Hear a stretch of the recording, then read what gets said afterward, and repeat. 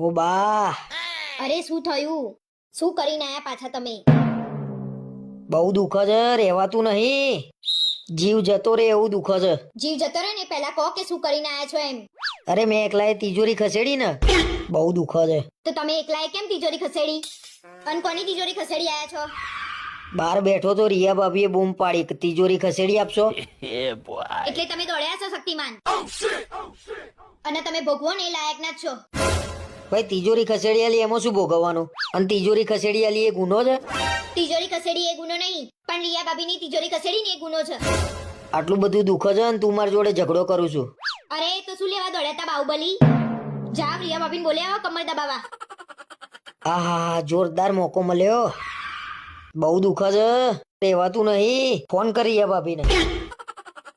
જોયું? આટલું દુઃખ છે ને તોય આટલા દુઃખમાં